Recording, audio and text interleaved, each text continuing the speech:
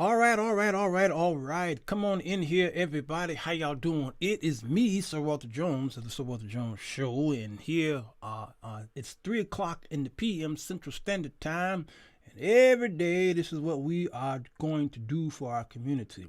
Many of you are coming over here who's part of other communities, or you joining in on other secular worldly platforms, what have you, but we are believers over here. We are Christians who love God, love all of the things that He has to offer us. So today, I'm looking here on.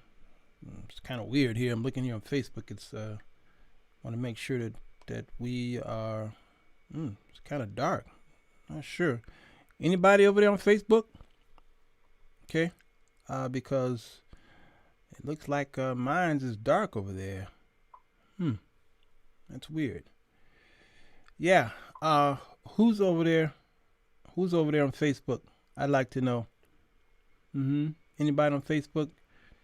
Because if not, I need to see what's going on. Okay, I see you now. I see you now. All right, it was acting a fool. All right. I'll see you in 60 seconds.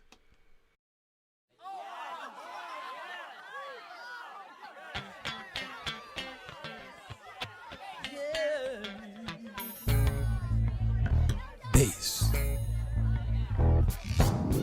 It's the show that will get you thinking, and where the topics are hot. Feel free to comment whether we agree or not, 'cause he's got something to say. Sirwalterj Jones. Sirwalterj Jones. He's got something to say. Sirwalterj Jones. Sirwalterj Jones Show.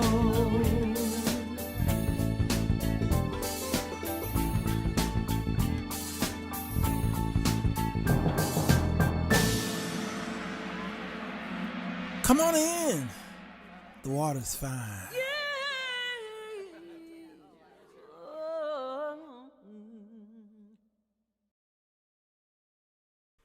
Hello, everybody. It's Sirwalterj Jones Show. I'm here. It is the midday connection, baby. How y'all is? Come on in. Come on in. Today we're doing no singing. Both of you who are used to our shows, we do our hymns before we do our shows. Not at 3 o'clock. No, we're not doing that anymore. We need to get the people right into the finances. Y'all can watch me at 9 p.m. tonight for the great singing. Okay. Every night at 9 p.m. Central Standard Time, and of course Sunday school Saturday, and then the pandemic report on Sunday nights at 9. But 3 o'clock is dedicated to finance, and so the people want to get right to it.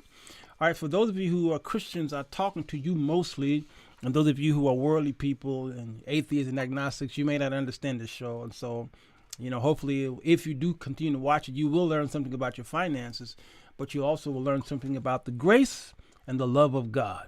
All right. Now, the first thing I want to do is talk to you who are believers who go to churches. Listen, the worst place that you could try and get financial advice is from the church. But unfortunately, what the average Christian do is get their financial advice from the church.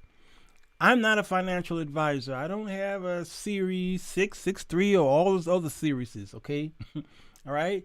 And so we have to make these disclaimers, what have you. I'm just going to teach you what I've learned and how I was able to sustain myself and my family and buy the things that I've always wanted in life. And later on down the road, 20 years from now, I'll be able to retire. I don't have to wait 20 years to retire, but my point is, when it's time for me to retire, I'll sit back and I'll look back at what I built up and say, thank God I can live off of what I have built, and my children can do that as well. When I die, there's something in there waiting for them as well. We talk and preach and we quote from the scriptures about leaving an inheritance for our children's children, but the average person who quote that don't have that. So when they do die, there is a GoFundMe that is going all through your inboxes, and we have to bury your loved ones. And I'm tired of that. It makes no sense. And so you're going to a place, a house of worship, where their investment plan is $50 line, $100 line, a tithe here, an offering here to go towards the expenses of that building. And even when they do that, they do it wrong. It's wrong. It's wrong. It's wrong. And they've tried to push a square peg into a circle, and it does not work. It do not transfer over. The old economy of the Old Testament don't transform or form over when you're trying to make it in the natural, especially. And then you say, well, it's not natural, it's spiritual. None of it work because most of the people who do those things on Sunday mornings, they go home Monday through Saturday and they're suffering financially.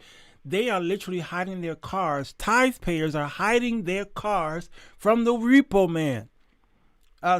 When the pandemic came, we realized how many tithe payers were poor, because they had to ask the bank for some relief, help, grace, mercy. They had to put their payments on the other end. What do you call it when the banks stop your payment and then put it? Y'all know the word I'm talking about, okay? We were calling the car company, says, please help, help, help. And you all were tithe payers, and you never go back to the people or the place of crime, the scene of the crime, and say, hey, brother, you promised me that if I do this, that you pour out open up a window, pour out a blessing that we have no room to receive. Deferred payments, but it's something else. The mortgage people call it something else. It'll come to me in a minute. It'll come to one of y'all too. All right. And then you come back home thinking that because what you did at the 11 o'clock hour, you're going to be overtaken with these finances, and it never come. And so what you do is you try and encourage yourself because you got a check in the mail unexpected of $100, $200, $300, even though over time you gave thousands of dollars to a place called a church. Thousands. Forbearance. That's the word I'm looking for. Thank you, Margaret Johnson. Okay, forbearance. Not foreclosure, guys. Watch. That's not a good one. Okay, and then you cry, okay, but yet you testify that you found a few dollars. After you've given 10 grand, you made $200-$300, all right? And you are psyching yourself to believe that this is working for you, and that is madness. Utter madness. And it's almost like you either are up under a strong delusion or you have mental retardation.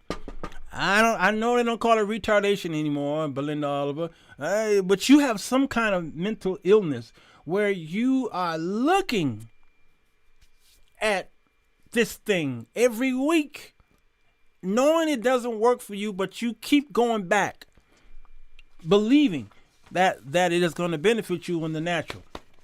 So my show is to correct a lot of this horrible eisegetical teachings and put you back on the straight and narrow.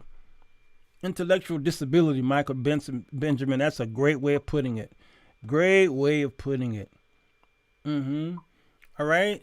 Yeah, pretty much, Johnson. It is insanity. All right. And I get in trouble with the people of our churches. I know. Kojic hate my guts. Bad enough apostolic can't stand me. All right. Full gospel, Baptist, whoever, they can't stand me. But so many people are being delivered and set free, both financially and spiritually, through this community. All right. It is proven. And then we can go into the scriptures and prove what I'm saying is correct. So today I want to ask you the question, why aren't you investing? Who scared you? Because to be honest with you, all of you who are believers are investing. Can y'all tell me where? And I'll find the scripture for you. All of you are investing. All of you. I knew a lady who lost her job and ended up homeless. She asked her pastor for help, and I'll pray for you. That's what they say. The scriptures alluded to that. Says, go and be filled. You don't ever. How is a person who's hungry, you're going to tell them to go and be filled? I saw this at a restaurant here in Chicago. Ronnie's Steakhouse, actually. Man had a bucket of chicken this tall, filled with chicken. And the homeless man came in there and said, sir, can you please help me with something? I'm really hungry. And the man hovered over his chicken. I can't help you. I can't help you. I was sitting over there in the corner and I almost started to cry because I couldn't believe that. Go and be fed. I'll pray for you. And then he dug back into his chicken. And I had to ask the homeless man, come here, I got you. This is what's going on in our churches. And it's sad. It's really sad. A lot of people don't believe that they can invest. Winston, they're afraid of it because just like mental illness in our churches, they believe the finance has been put into the mouths of these leaders, pastors, apostles, evangelists, prophets, whomever, and they are determining what is finance in the house. They're the ones determining what you do with your finance. It's amazing to me, and we've listened to them for generations. What you've done unto the least, you've done to me. Come on, man, come on. All right? All right? Tresca, blessings to you, Tresca Lee. I love you. Boy, I get encouraged every time you show up. I get encouraged. All right. So the reason why I'm saying that y'all are doing the investing is because of what the scriptures say. All right. Matthew chapter 6, we can start at the 19th verse, but actually let's go before that.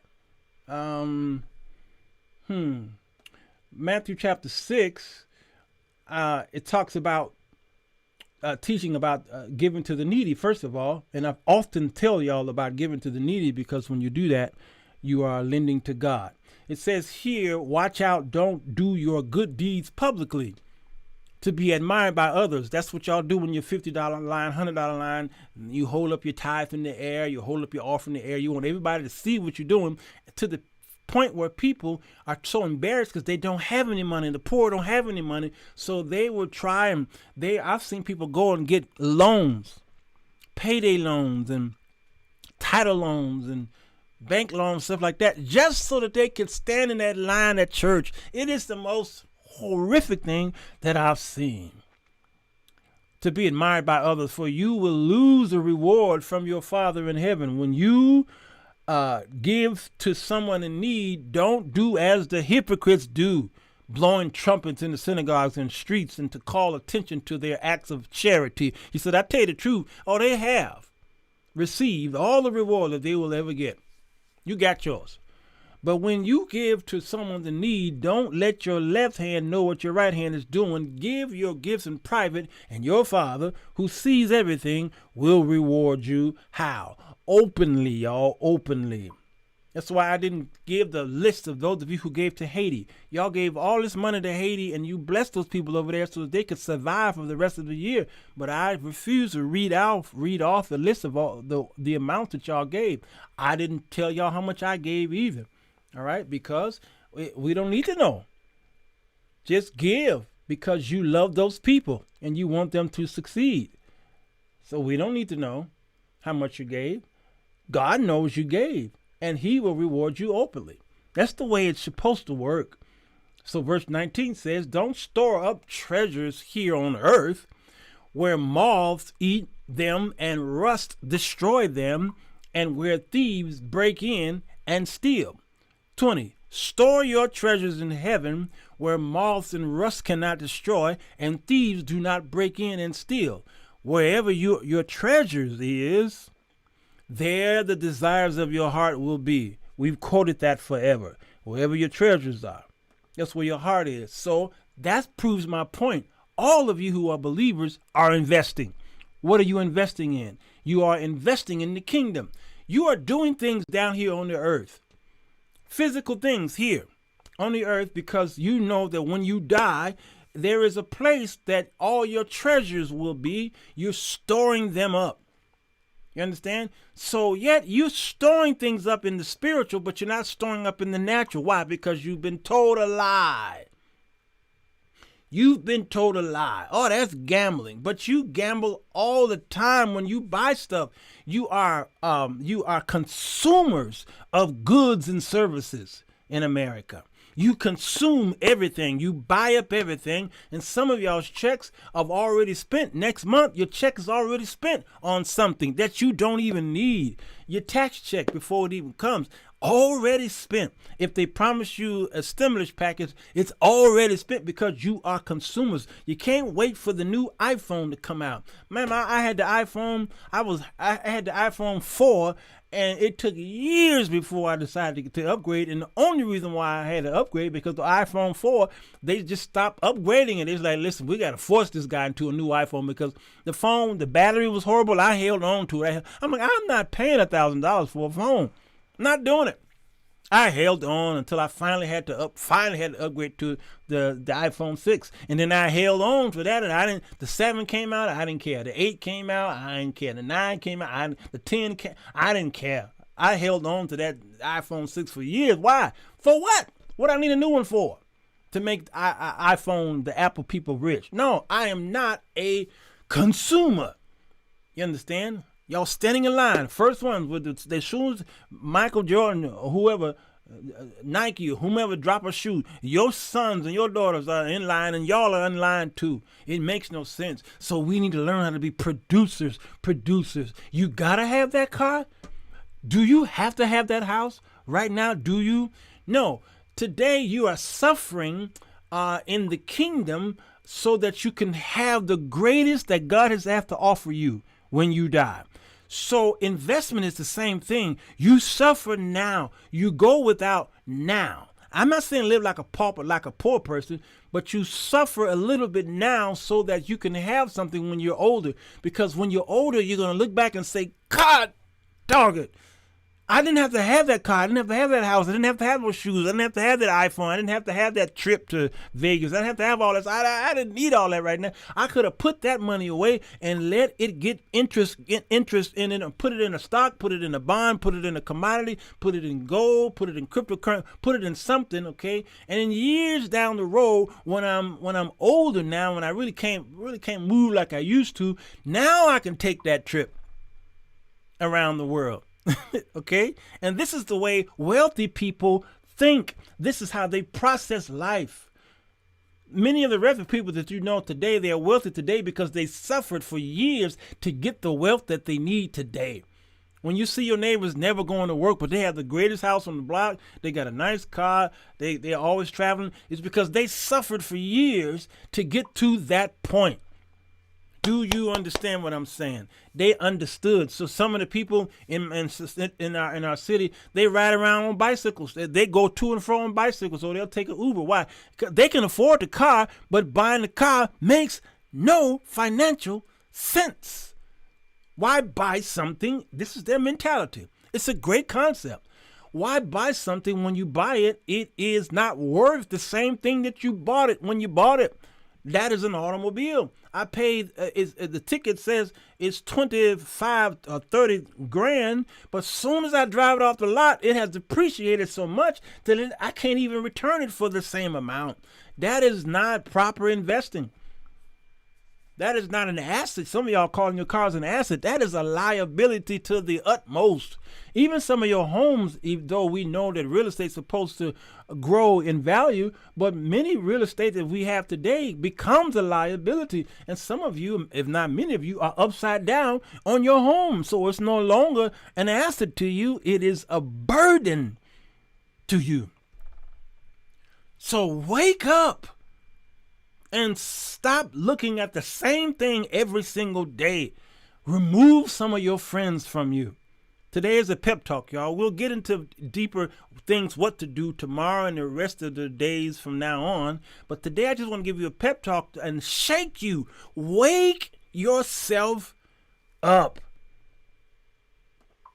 Who has beguiled you all to make you believe this? And again, you are on your way to self-destruction. You're doing it to yourself, and you cannot blame your pastor or evangelist or prophets and all these people. They're leading you astray while they're making the monies. You see, the average infomercial who's on there talking about, hey, if you buy my program, I'll teach you how to get this real estate and buy homes. And if you buy my program, I'll teach you how to invest in cryptocurrency. If you buy my program, well, these people are wealthy not by the things that they're telling you that they did. They didn't do those things. They're making their monies from you buying their products. That's the way it always worked. And if I would watch those infomercials and then I did my research, I realized these people wasn't doing that stuff. They are making money off of you buying their products. And that's what's happening in your church today. Many of the leaders are wealthy today by telling you what to do. But the monies that you're giving going to their coffers. So of course they're going to be sitting handsome. If I got the information, you're going to pay for my information. Now, I don't have a problem with the capitalistic mentality. I enjoy capitalism. It's wonderful when it works properly. Unfortunately, greed gets involved in capitalism, and then it becomes a really detrimental situation, okay? So I know some of you preachers are against capitalism. I get it. But you benefit off of capitalism. You do. Yeah, we do. Blessed to you, Karen. So good to see you. They are taking our money and investing it. Yeah, they're doing. Depreciation is a mother on a car. I had 200, Jimmy, and what? Oh, you talking Ebonics, but I understood all of it. I have been saying so many posts that God will put money in your bank account by the end of the month. You have been saying or seeing. You say it's saying or seeing. Okay. So let's see what the scripture says about investing. Matthew chapter 25. Now Pitts is at work, y'all. So she won't be doing the thingy thingies, and Deatra's at work. So this is 3:00, so people got real jobs. Let's pray for Amber Rogers, the clock keeper, because she went into surgery today for her other eye. All right, today is the second surgery. And so let's pray for our dear sister. She is dear to me. Dear to me. All right, she was there for the birth of my grandson. So she is definitely in my heart. All right, parables of the three servants. 14 says, again, the kingdom of heaven can be illustrated by the story of a man going on a long trip. He called together his servants and entrusted his money to them while he was gone. Now, he gave 5 bags of silver to one, 2 bags of silver to another, and 1 bag of silver to the last, dividing it in proportion to their abilities. He then left on his trip. Now, this translation is using silver, but we know this is talents. All right? Talents. 16 says, the servant who received the 5 bags of silver began to invest the money. This is in your text, your Bible. The man invested the money and earned 5 more. Investing in commodities is as old as prostitution. Okay, 17. The servant with 2 bags of silver also went to work and earned 2 more. But the servant who received 1 bag of silver dug a hole in the ground and hid the master's money. It's what y'all been doing in church. You've been digging holes. All right, Deatra says she's working but listening. You've been digging holes and burying it, hiding your money. After a long time, their master returned from his trip and called them to give an account of how they had used his money. And the servant to whom he had entrusted the 5 bags of silver came forward with 5 more and said, Master, you gave me 5 bags of silver, and I have 5 more. The master was full of praise. Well done. You have been faithful in handling this small amount, and so now I will give you many more responsibilities. He said, let's celebrate. And then the servant who had received 2 bags of silver came forward and said, Master, you gave me 2 bags. Well, the same thing happened. 24. Then the servant with the 1 bag silver came and said, Master, I knew you were a harsh man, harvesting crops you didn't plant and gathering crops you didn't cultivate. I was afraid I would lose your money, so I hid it in the earth. Here's your money back. But the master replied, you wicked and lazy servant. Lazy. If you knew I harvested crops I didn't plant and gathered crops I didn't cultivate, why didn't you deposit my money at least in the bank? at least I could have gotten some interest on it. Wait a minute. How apropos this lesson is here. Because today I'm going to tell y'all the difference between saving and investing. Because some of y'all says, I got a lot of money in the bank, I'm good. You are crazy. You're crazy to think that you're good because you got money in the bank. 28 says, then he ordered, take the money from his servant and give it to the one with the 10 bags of silver. To those who use well what they are given, even more will be given, and they will have abundance. Those of you who are good stewards of your money and investing it, God is saying you're doing good, and good will come to you. You will get more because you're properly investing it. Why? Because you are doing something for your future and for your children. For your children. Y'all understand? Oh, hey, Pitts is here. That Pitts. There is Pitts. There she is. She working it. We were told to get rid of all savings, checkings, and investment accounts and totally rely on the Lord for everything. All closed account monies had to be turned over to the church. Jesus. Jesus, Jesus, Jesus. The pastor of the church, I soon left. That is the most disturbing thing I've heard all year. Most disturbing. Most disturbing. Okay? All right? So let's talk about this. Because that reading that made my head hurt, Diane. Pitts, did you see that? My head just hurted it. The greed was escalating. Oh my God. If you were late to the bank and everyone had already pulled out, they'd tell you, sorry, we don't have any money. David Weaver, come on, man. Can you imagine doing a run on the bank? We ain't got no more. We ain't got no more. Investing versus savings, which should you do, and when and how? All right. Whether you've been working on your finances for years or you just getting started, it can be difficult to know when you should be saving and when you should be investing. And I did that show last week, maybe, or 2 weeks ago, about if I had $5,000, what would I do with it? And I told y'all what I would do. You have an emergency fund, and then you're saving for something, but the rest of it you're investing, because there's a cutoff to your savings. You should never be saving more than 12 months of money. You shouldn't, unless you're trying to save to buy a big item. Outside of that, you should not be saving too much. There is a such thing as saving too much money. That was not told to you when you were in grammar school, high school, college, universities. You were never told that. You should not save too much money. Why? Because you're losing that money. In what? Can somebody put it in the comment section? I'll wait. I just want to see who's been paying attention. All that steam look good. That steam look good. Huh? Where are you losing that money? Can somebody tell me?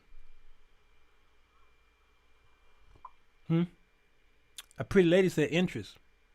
No. Interest is a good thing. Richard said fees. Well, the only fees you're going to... Now, that's true, though, Richard. That's true. That is true there. Because they're depending on the setup of your bank account, you have to have a certain amount of money in that particular bank account for you not to have fees. But the average bank, you get fees every month. So yes, you're true. You're right. But no, you're not losing your money in interest. You're getting the money in interest. You're losing your money in inflation. Carl Benson, good to see you here. Yeah, inflation. Harriet, yeah, it's sitting there. Inflation is coming and eating it alive. Eating it alive. And every year the inflationary rate goes up and eating it alive. So some of you on your jobs, you're not asking for a raise on your jobs. Why not? Because if you're making $35,000, $40,000 on your job and you've been making that for 10 years, you're losing money. So when you ask for a raise, you ask for an inflationary raise. So if the inflation goes up 2% in a year, you ask for a 2% raise. And you're not taught that. And we've got Google. We can research it free of charge. That's it, Keith. There's a depreciation on your dollar. So those of you think that I got a good job of making good money, you losing every year. Come on, Tiffany Fitness. There it is. You're losing every year. So every year, go to work on time and do a great job. Then you say, listen, I'm losing money every year. You paying me the same thing you paid me for 5, 10, 15 years. So then if you don't qualify for a raise, then you need to do something on the side to make up that inflationary rate. Do something, but make it up. And this is the power of knowledge of knowing what your income, what money is doing in your pocket, on your bank. Because your bank ain't paying you no interest. Your bank ain't paying you no interest. Look how much your bank, okay, your bank is paying you interest. It's enough to make you laugh. Rich folk laugh at us. Because we say our bank is paying us interest. They crack up at us. All right? So the difference between saving and investing are two big beasts that you need to pay close attention to.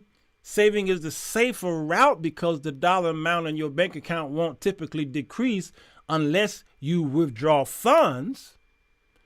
But interest rates on savings accounts don't allow your money to grow very quickly.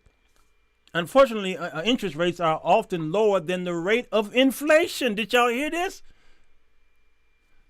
If it's a 3% inflationary rate and your bank is giving you 1% interest, you're still losing. And I don't know any traditional bank that's giving you 1%. This online banks, yes, but not your traditional brick and mortar bank. This means your savings could lose purchasing power over time. It's tempting to want to invest to receive higher returns and beat inflation. Unfortunately, the value of your investments won't always go up. In some cases, investments can become completely worthless. Why? Because you haven't done the work. So some people jump into investing and you didn't properly vet the company in whom you're investing in. So we're going to talk about how to properly study through the prospectus and look at what the company's worth is. You got to look at the CEO. You got to look at those whom they employ. You got to look at their product. You got to look at their history. There's so many ways to decide if this company is a good investment for me. Why? Because when you invest in stocks, you're investing into a company itself. You become part owner of it. You're not just investing to help somebody out. No, you literally then become part owner of it. So why would you invest in something and become an owner of something that you don't trust? You either got an iPhone or an Android. What's in your wallet?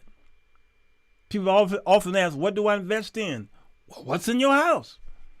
You trust these lights. You trust the microphone. You trust the toaster. You trust the stove. You trust electronics in you trust your car. You trust all this. You trust some of your food items. You trust all these things, but you don't even have any. You have no invested interest in them. So have you ever thought about that? So when Nike drops their new shoes, you're standing in line to buy the shoe, but you don't have ownership in the company. Rich folk are looking at you like you crazy. The rich guy says, I ain't standing in the line. I don't have to because I own that shoe.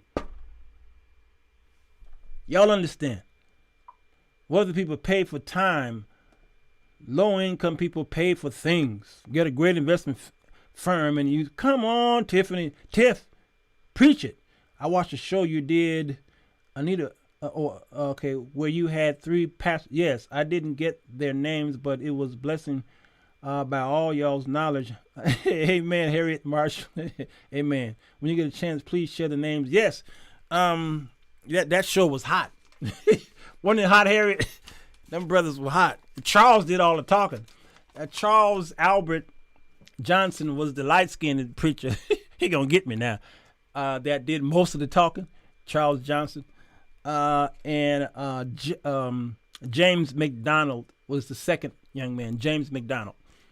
With the green. He had the green in the background, green screen. James McDonald. His name is J Mac. On Facebook is J Mac. JAYMAC. And who else was on there? Antonio O'Neill.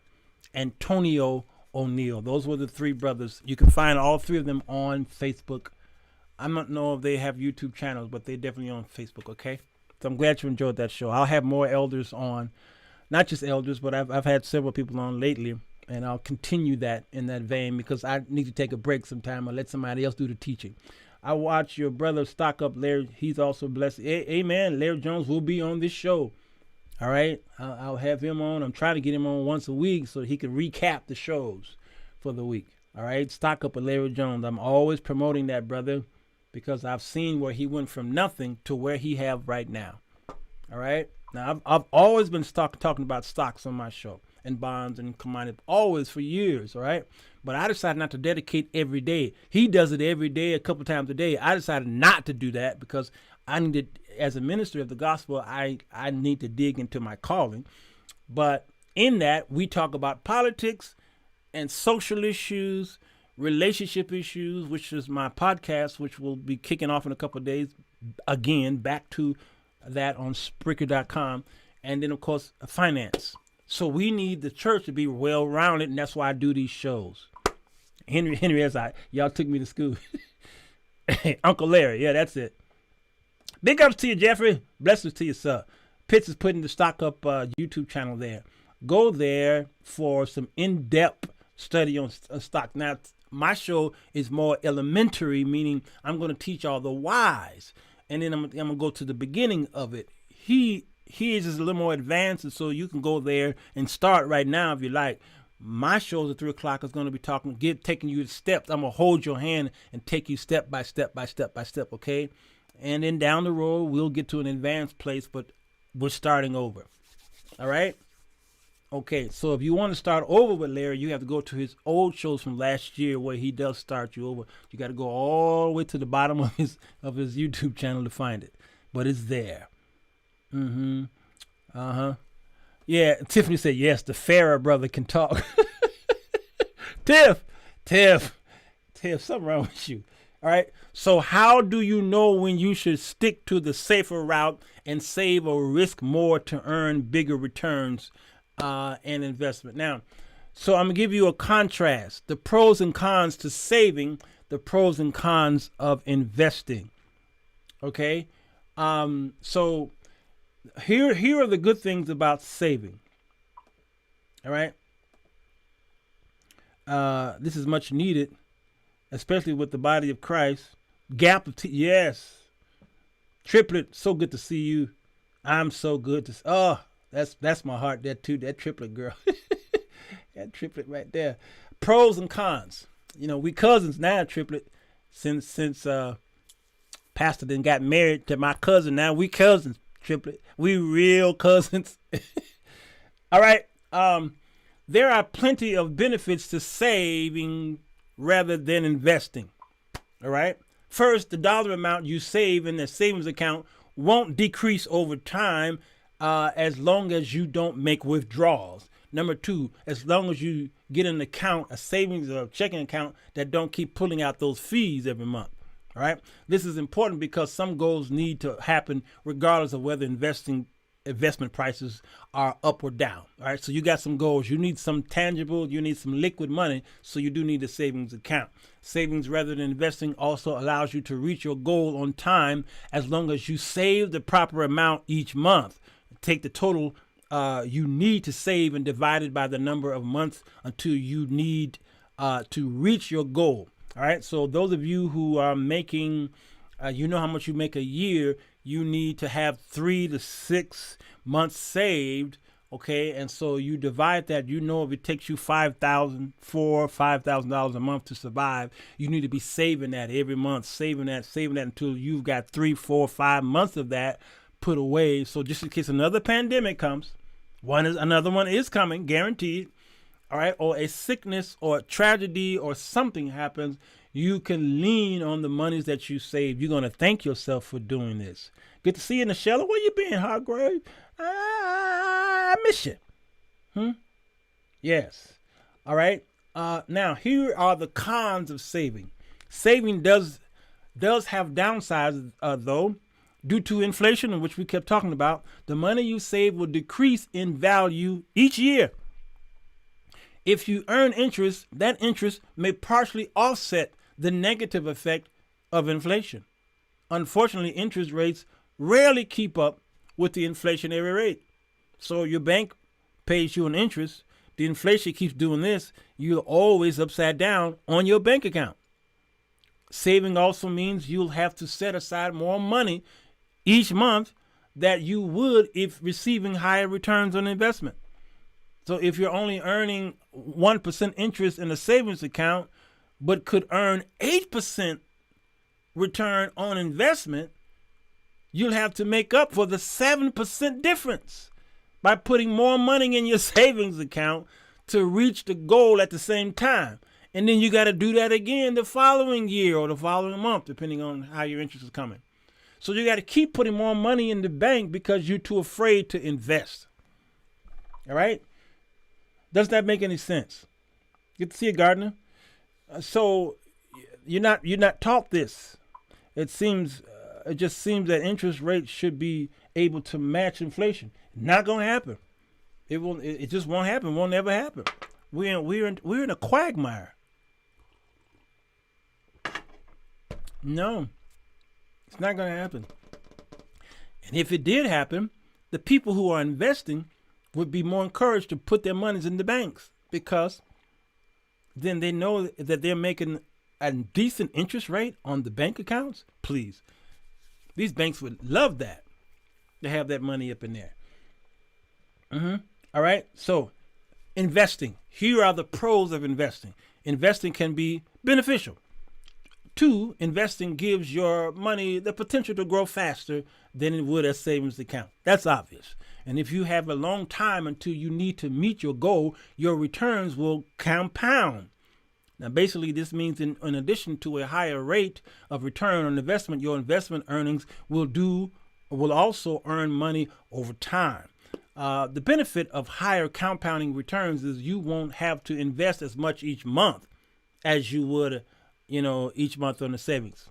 So you put money into an investment account, and depending on what the emotion is of the stock market, because the stock market is an emotional beast.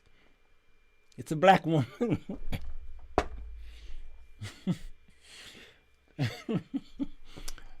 Stock market is a black woman. And depending on how she feeling today, happy wife, happy life, okay? That will determine what your money is going to do. Your bank account just does this. It just chills. You're just saving it for a rainy day. I wasn't taught this when I was younger. I would be rich by now. I know. The problem with that, God is watching, is wealth transfer. Just sitting there. Now that was not nice. Ron agreed with it. The problem with this was the lack of the wealth transfer over.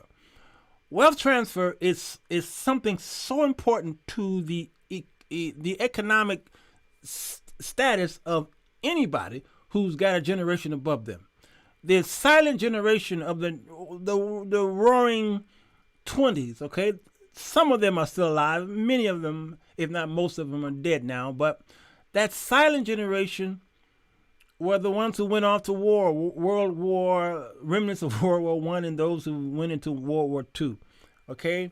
That generation transferred their wealth over to the baby boomers, which is some of y'all's parents today. And that transfer was happened at the right time during the late 1940s and 50s, where America became a superpower due to war, because war is a financial king. Okay, and the pockets of the coffers are filled because of warmongers, and we became a superpower, a super nation. Once we dropped that bomb on Hiroshima and Nagasaki, bam, the whole world was scared of us, just like the whole world of the Middle East was scared of the Jewish people, because they saw what God did for the Jews, and they said, oh, don't touch them Israelites. We know what God did with them. They were a superpower of their day. So what happened was America then began to put all this wealth into showing up the American people, mostly white, okay? The GI Bill from those who left the military, mostly white, went to those. They began to build homes and live in these towns, mostly white, okay? And you begin to be able to get bank loans, mostly white, for your homes and to buy and to invest in businesses or start businesses, mostly white. Okay, blacks had to come together in a commune to build up what they. It took them harder to do it, longer to do it, because they had to rely on each other. Okay, hence the Black Wall Streets that popped up in certain areas around the country. Not just in Tulsa, but Black Wall Street was really in several places. All right. Okay. And then the wealth transfer was being realized with the baby boomer. What happened? The baby boomers started to have children, and those children began to be born in the 1960s. Okay. And 1970s began to have these children called the Generation Xers. The problem with that wealth transfer is it didn't transfer over like it should have. So the baby boomers were trying to protect the Generation Xers more so than trying to teach them how they got their wealth. African Americans built their wealth through real estate, because if you own a home, you got wealth. And so the silent generation transferred it over to the baby boomers. The baby boomers were supposed to transfer it over to the Generation X. Well, some of them did transfer over, and many of them did not. So many of you did not learn about wealth through that generation because it was not transferred over. Now, guess what? Because it wasn't transferred over with the Generation X started having children called the millennials, and the millennials will be the poorest people. Can y'all tell me why? Can y'all tell me why? Has everything to do with wealth transfer. My brother-in-law and I were talking a few days ago, about a guy who invested in Bitcoin when it first came out. Fast forward to today, he's a millionaire. Boy, did I miss out. Hey, Alexa. How much is Bitcoin today? Okay, here's Z currency. One Bitcoin is currently worth $43,564.13. 43,000. You remember when the answer to your calculation is 43,000. Thank you. Anytime. I heard you the first time. You remember when Bitcoin was way up there, like in the 80s and the 90,000s? Okay, remember that? And then it went pow! And folks got nervous, started running. Now it's slowly climbing again. Y'all remember that? Y'all remember that? I have been immeasurably blessed by knowing you. I'm the one being blessed, man. People are always trying to impress others they call friends, but I never had a friend that has invested their time in. Wow. Ooh, David Weaver, man, listen, I live to go live just to see your comments. Man, you fill me up. So are credit unions better than banks? No, they're not better. They are I would consider them, I would consider them multivitamins. I consider them vitamins. If I wanted a home loan, the credit union would probably say yes before the bank. If I wanted a car loan, The credit union will probably say yes before the bank will, with a lower interest. So they're there to help us. That doesn't mean that they're better. That just means that they're there to shore up and help those who don't have the credit rating that the other banks, the big banks, will reject you from. Yes, you understand. I was one of them folks, but I learned that lesson. I'm holding now. Yeah. Pitts said they're more liberal. There you go, Pitts. Yes. So I love the credit union that I was with because they really helped me build the wealth that I needed. So I had money in the credit union and I had money in the regular bank. So having them both is a good idea, especially if you have different various accounts. I have been with Navy Federal for 20 Keys. What I tell you, credit unions are a great asset to those who just don't have their foot in the ground long enough. Is it because of the millennials don't want to work, plus they're not investing? Treska, yes, you're answering my question. All right. Sometimes I ask questions and forget, what did I ask? Number one, if the wealth transfer didn't come to us as Generation X's, we're not transferring over to the millennials. Why? Because we don't know. We don't know to transfer it over to the millennials. Number one. Number two, then they're rejecting the things that we are trying to do to survive. They are rejecting it. Number three, the government don't have the things in place, or won't have the things in place where we can retire on. They won't be able to. It's a plethora of things. Larry Jones is here. Hey, brothers, just stopping through about to do another show, but I took 2,400 stimulus checks, invested in the crypto, and tied it or tried it. Oh, tied it. Yes, 115,000. Yes, and my brother Larry called me. I don't know if he remember this. I think this was last year, Larry, when that stimulus check came. He called me. He said, "Look what," he said, and he told me about how they were struggling. He and his wife. His wife had lost her job. And he called me and said, "Walter, here's what I did with my money." He said, "I trusted God." Now, stop the presses right here. Stop the presses right here. The average Christian who say, "I'm about to trust God," would have taken that $2,400 stimulus check and give it to the church. Oh my God. Spread it all over the place. Yeah, shop around. And give it to the church. My brother said, "This is how I'm going to trust God." And he put it and he invested it in crypto. That's how he trusted God. And look what God did for him. All right. This is the stuff that we talk about that upset the church, because the church is like, what this is the alabaster box and Judas.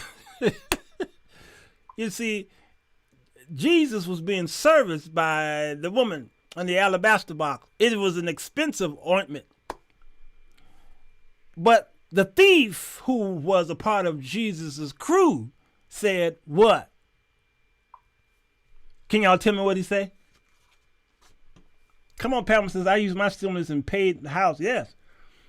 The last stimulus check that came to my bank account, to my mailbox, that is, I still have it. I never touched it. I made it my emergency fund. I'll always have it until I need it.